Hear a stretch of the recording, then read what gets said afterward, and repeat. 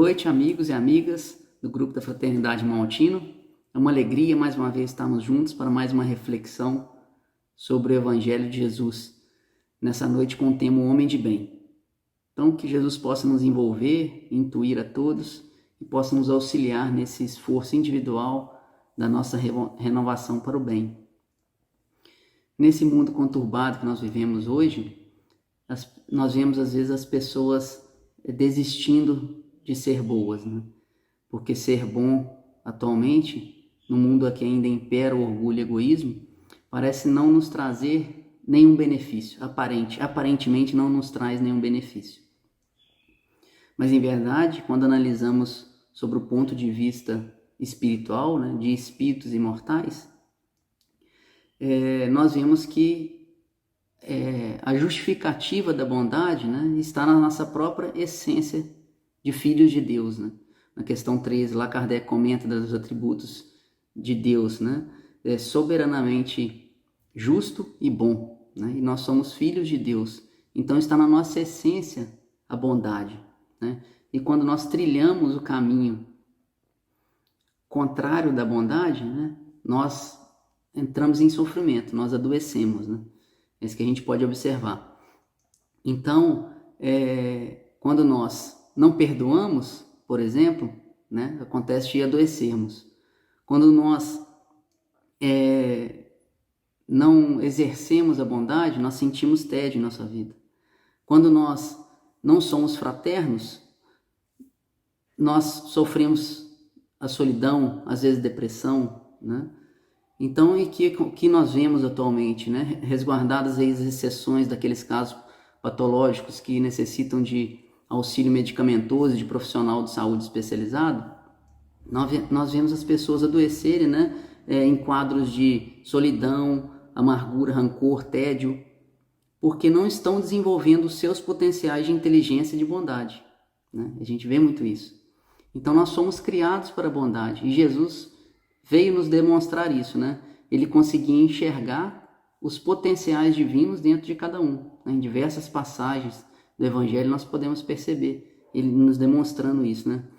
Ele conseguia enxergar, toda vez que nós falamos em homem de bem, né, pensemos em homem e mulher de bem, ele conseguia enxergar o homem de bem em todos. E a proposta de Jesus foi exatamente alimentarmos, né, em cada pessoa que cruzar o nosso caminho, o que ela tem de bem e seguimos adiante. Alimentar a boa parte, né, na certeza de que, como diz Emmanuel, né, que a vida converterá o mal em detritos e o Senhor fará o resto. Então, se realmente nós conseguíssemos em nossas relações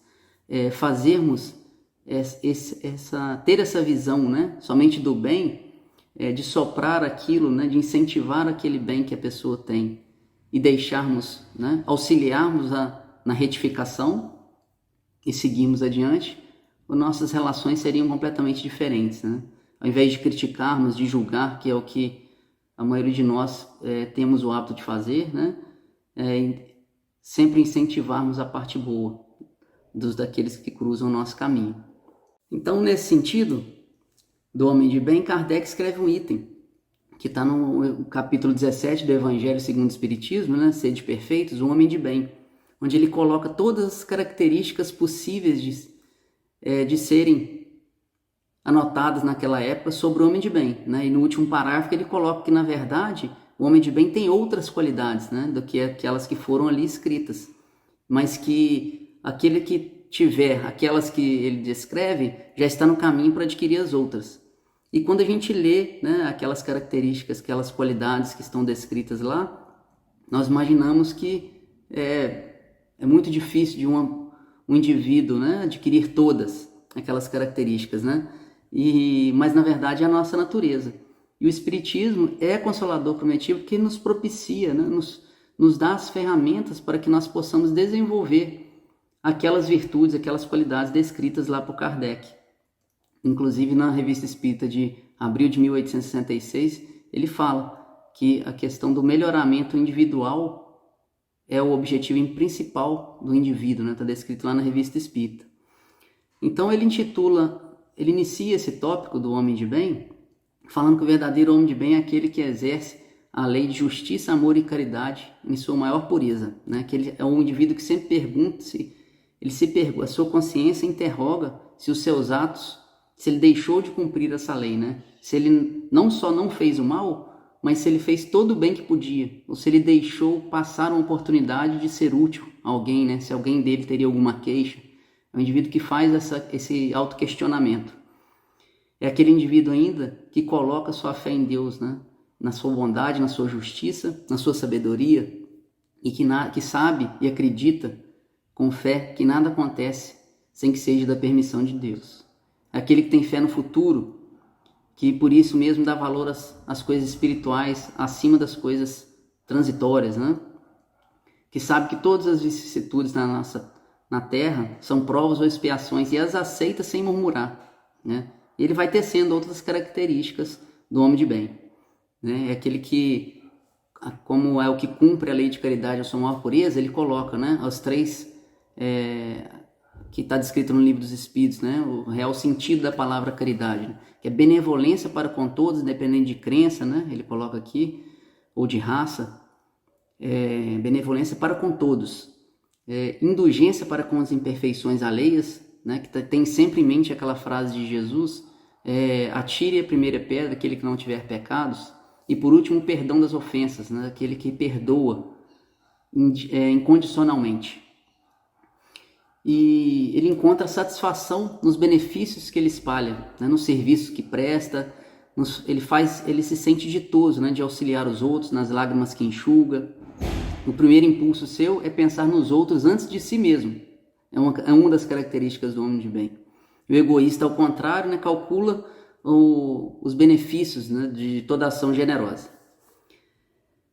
Enfim, em todas as circunstâncias da vida, o homem de bem toma caridade por seu guia, ele coloca. Coloca também as características no sentido de se o homem está em posição de comando, que ele usa todo o seu poder somente para levantar o moral, não para humilhar aqueles que estão sob o seu comando. E ao contrário, se ele está na condição de subalternidade, ele cumpre da melhor maneira, de forma consciente, as tarefas que estão dispostas, né? Não se envaidece com a riqueza, nem com seus valores, porque sabe que tudo é empréstimo, tudo pode ser tirado, né? Nós somos somente usufrutuários dos bens materiais, né? Que são, na verdade, estão à nossa disposição para o nosso crescimento individual. Então, esses são alguns itens, né, do homem de bem descrito por Kardec no Evangelho segundo o Espiritismo. Mas, sem dúvida, a maioria de nós, provisoriamente ainda estagiando, como, né, espíritos imperfeitos ainda na escala espírita, não desenvolvemos todas as qualidades do homem de bem.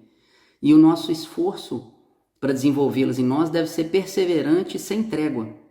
Isso está descrito lá no livro Boa Nova, no capítulo Fidelidade a Deus, narrado por Humberto de Campos, psicografia do Chico Xavier, que nós devemos, inclusive, não utilizarmos de justificativas ou de desculpas, né, que podem congelar a nossa capacidade ou nossa disposição em realmente nos renovarmos de fato. E como Chico dizia, né, aos outros o direito de ser como são, a mim o dever de ser cada vez melhor, cada dia melhor.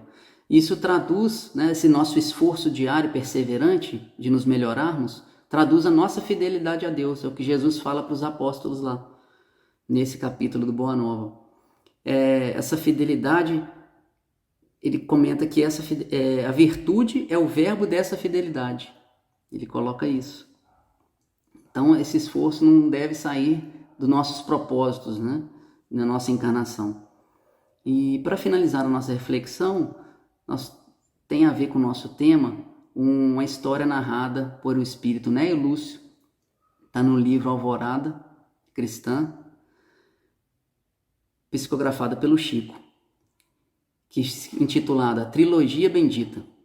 Ele nos conta que em tempos remotos o Senhor vinha ao mundo frequentemente entender-se com as criaturas, e que em certa vez ele encontrou um homem irado e mau, que outra coisa não fazia senão atormentar os semelhantes, perseguia, feria, matava, sem piedade. Quando esse espírito selvagem viu o Senhor, aproximou-se atraído pela luz dele, a chorar de arrependimento. O Cristo bondoso dirigiu para ele a palavra e falou: Meu filho, por que te entregaste assim à perversidade? Não temes a justiça do Pai? Não acreditas no celeste poder? A vida exige fraternidade e compreensão. O malfeitor que se mantinha prisioneiro da ignorância respondeu em lágrimas: Senhor, de hoje em diante serei um homem bom. Alguns anos passaram e Jesus voltou no mesmo local. Lembrou-se daquele infeliz que ele havia aconselhado e buscou. Depois de certa busca, encontrou numa choupana simples, extremamente abatido, e perguntou qual era o motivo. E ele respondeu: Ai de mim, Senhor! Depois que passei a ser bom, ninguém me respeitou. Fiz escárnio na rua. Tenho usado a compaixão e a generosidade, segundo me ensinaste. Mas em troca recebo apenas o ridículo, a pedrada e a dilaceração. O mestre, porém, abençoou e falou: O teu lucro na eternidade não será pequeno com o sacrifício. Entretanto, não basta reter a bondade, é necessário saber distribuí-la. Para bem ajudar é preciso discernir. Realmente é possível auxiliar a todos. Contudo, se muita gente devemos a ternura fraterna, a numerosos outros companheiros de jornada, devemos esclarecimento enérgico. Estimularemos os bons a serem melhores e cooperaremos a benefício dos maus para que se retifiquem. Nunca reparou o pomicultor? Algumas aves recebem dele irrigação e adubo. Outras, no entanto, sofrerão a poda, a fim de serem convenientemente amparadas. O Senhor se retirou e o aprendiz tomou a luta para conquistar o conhecimento, que foi o segundo conselho do mestre. Peregrinou através de muitos livros, observou demoradamente os quadros da vida. Por fim, adquiriu o conhecimento e os anos correram. Dessa vez, o Cristo voltou e encontrou-o no leito, enfermo e sem forças. E ele explicou novamente para Jesus: Ai de mim, Senhor, fui bom e recebi injustiças. Entesourei a ciência e minhas dificuldades cresceram. Aprendi a amar e desejar em sã consciência. Mas vejo agora a ingratidão e a discórdia, a dureza e a indiferença, com mais clarezas. Sei aquilo que muita gente ignora. E por isto mesmo a vida tornou-se um fardo insuportável. O mestre, porém, sorriu e considerou: a tua preparação para a felicidade ainda não se acha completa. Agora é preciso ser forte. Acreditas que a árvore respeitável conseguiria viver e produzir, caso não soubesse tolerar a tempestade? A firmeza interior diante das experiências da vida vai te conferir o equilíbrio indispensável. Aprende a dizer adeus a tudo aquilo que te prejudica na caminhada em direção da luz divina e distribuirás a bondade sem preocupações de recompensa, guardando conhecimento sem surpresas amargas. Sê inquebrantável em tua fé e segue adiante. Foram as palavras finais de Jesus. E o aprendiz reergueu-se e nunca mais experimentou a desarmonia, compreendendo, enfim, que a bondade, o conhecimento e a fortaleza são a trilogia bendita da felicidade e da paz. Essa é a história para encerrarmos a reflexão, que possamos nós, então, desenvolver a bondade, o conhecimento, também incluindo aí o conhecimento de nós mesmos para saber as más tendências que precisamos combater, né? E a fortaleza diante das dificuldades da vida. Então, eu agradeço a paciência, fiquem todos em paz.